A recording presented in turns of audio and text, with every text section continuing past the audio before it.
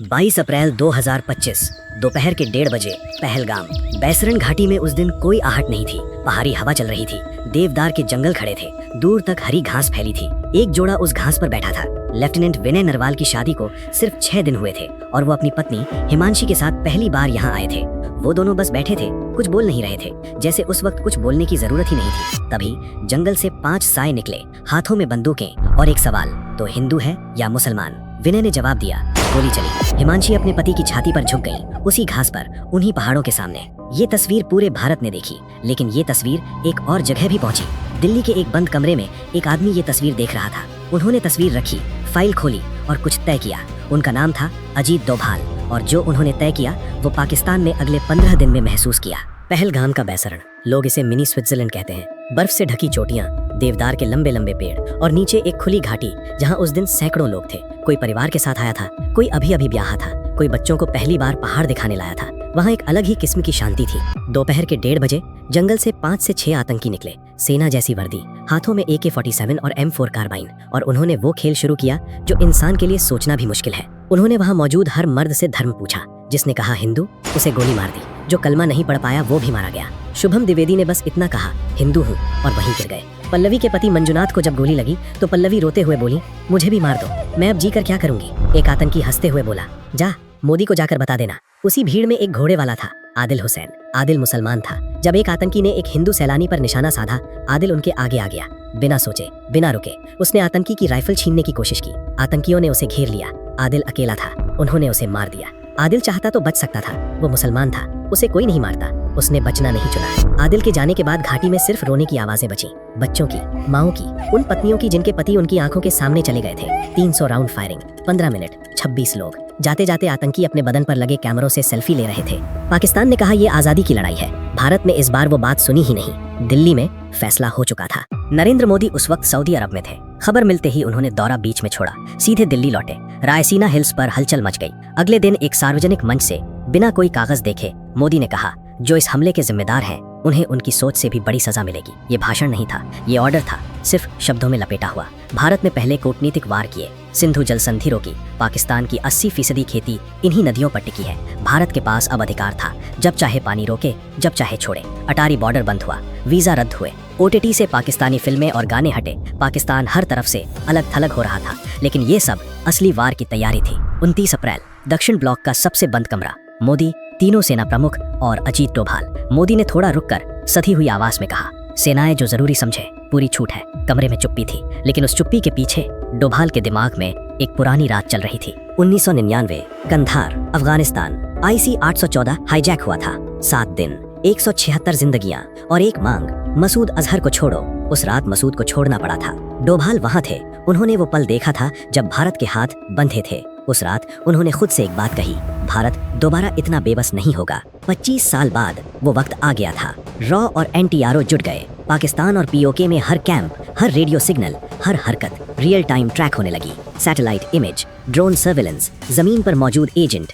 21 आतंकी अड्डे चिन्हित हुए। डोभाल ने उन 21 में से 9 चुने, वही 9 जहां से पुलवामा की साजिश रची गई थी, जहां से 26/11 हुआ था, जहां से पहलगाम के हत्यारे तैयार हुए थे। हर टारगेट की 24 घंटे निगरानी शुरू हुई। 5 मई तक पूरा प्लान तैयार था, लेकिन एक काम और बाकी था, पाकिस्तान को गलत दिशा में देखना था। 6 मई को भारत ने 244 शहरों में मॉक ड्रिल का ऐलान किया। पाकिस्तान ने समझा भारत उत्तर की तरफ से हमला करेगा। उनकी सेना उत्तर की तरफ देखती रही, और उसी रात तंजावुर एयरबेस पर एक स्क्वाड्रन चुपचाप तैयार हो रहा था। दुश्मन की नजरें उत्तर में थीं, हमला दक्षिण से आने वाला था। 7 मई 2025, रात के 1:05, दिल्ली का war room. Ajit Doval screen के सामने बैठे थे। कमरे में और भी लोग थे, लेकिन उस वक्त हर किसी की नज़र सिर्फ उन स्क्रीन पर थी। मोदी पूरी रात उनसे संपर्क में थे, हर अपडेट ले रहे थे। आसमान में भारतीय जेट उड़ रहे थे। पहला निशाना था मुजफ्फराबाद का सवाई नाला कैंप, वही कैंप जहां पहलगाम के हत्यारे तैयार हुए थे। सर्विलेंस ड्रोन से ग्रीन सिग्नल आया, मिसाइल गिरी, इमारत आग में बदल गई, धुआं उठा, और वॉर रूम में एक पल के लिए कोई कुछ नहीं बोला। डोभाल ने स्क्रीन देखा, आंखें नहीं झपकाईं। पहला गया, फिर अगला निशाना, सैयदना बिलाल कैंप, जहां जैश नए आतंकी तैयार करता था। मिसाइल गिरी, गया। वॉर रूम में कोई जश्न नहीं था, बस अगला टारगेट, गुलपुर कैंप, जहां से 2023 और 2024 में तीर्थ यात्रियों पर हमले हुए थे। गया। बरनाला कैंप, जहां फर्जी ID बनाना और जंगल में छिपना सिखाया जाता था। गया। अब्बास कैंप, जहां फिदाइन तैयार होते थे। गया। पीओके के 5 अड्डे, एक के बाद एक खत। डोभाल हर बार स्क्रीन देखते और हर बार वो 1999 वाली रात थोड़ी और पीछे जाती थी। फिर भारत ने वो किया जो पहले कभी नहीं किया था, इंटरनेशनल बॉर्डर पार किया, खुलकर, बिना माफी मांगे। सियालकोट में जैश का सर्जिकल कैंप गया, वही कैंप जहां मार्च 2025 में 4 भारतीय सैनिकों को मारने वाले आतंकी तैयार हुए थे। मुरीदिके में लश्कर का मरकज़े तैयबा गया, वही जगह जहां 2008 के मुंबई हमले के लिए कसाब को ट्रेनिंग दी गई थी। और सबसे आखिर में बहावलपुर, बॉर्डर से 100 किलोमीटर अंदर, जैश ए मोहम्मद का हेडक्वार्टर, मरकज़े सुभान अल्लाह, जहां से 2001 का संसद हमला हुआ था, जहां से पुलवामा की साजिश रची गई थी, जहां मसूद अजहर पला था। एक मिसाइल गिरी और वो अड्डा जमीन पर आ गया। डोभाल ने स्क्रीन देखा, लंबी सांस ली। 1999 में कांधार में जब मसूद को छोड़ना पड़ा था, उस रात उन्होंने खुद से एक वादा किया था। आज वो वादा पूरा हुआ। 25 साल बाद 9 अड्डे, 100 से ज्यादा आतंकी, 25 मिनट, लेकिन 25 साल का एक और हिसाब उस रात बाकी था। जब सुबह हुई तो पता चला कि इस ऑपरेशन में मसूद अजहर का भाई मारा गया था, अब्दुल रऊफ अजहर, वही जो IC-814 हाईजैक का दिमाग था। मसूद के 2 साले मारे गए, जैश के सीनियर कमांडर, कुल 10 रिश्तेदार एक ही रात में। मसूद अजहर जो कभी भारत को खुलेआम ललकारता था, वो टूट गया।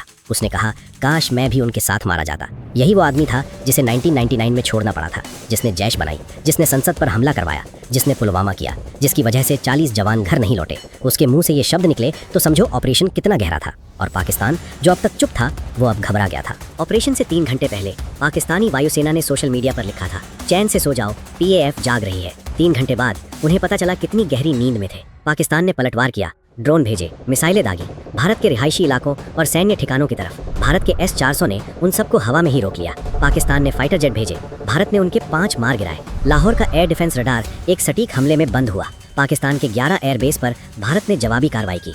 10 मई की शाम पाकिस्तान के DGMO ने भारतीय DGMO को हॉटलाइन पर फोन किया। उनकी आवाज में वो अकड़ नहीं थी। सीज फायर, भारत ने शर्तें रखी, पाकिस्तान ने मानी। और उस सीज फायर के कुछ घंटे बाद भारत ने पाकिस्तान को एक और जवाब दिया, इस बार बिना किसी मिसाइल के। ऑपरेशन सिंदूर की सफलता के कुछ घंटों बाद दिल्ली में एक प्रेस कॉन्फ्रेंस हुई। मंच पर 2 अफसर खड़ी थी, कर्नल सोफिया कुरैशी, भारतीय सेना, मुसलमान, विंग कमांडर व्योमिका सिंह, भारतीय वायुसेना, हिंदू, दोनों एक साथ एक मंच पर। पहलगाम में आतंकियों ने धर्म पूछ कर मारा था। उन्होंने सोचा था ये देश टूट जाएगा। भारत ने जवाब दिया इस तस्वीर से। दोनों अफसरों ने वीडियो सबूत के साथ दुनिया को बताया, 9 अड्डे, 9 हमले, सटीक, कोई नागरिक नुकसान नहीं, सिर्फ वही जो तय था।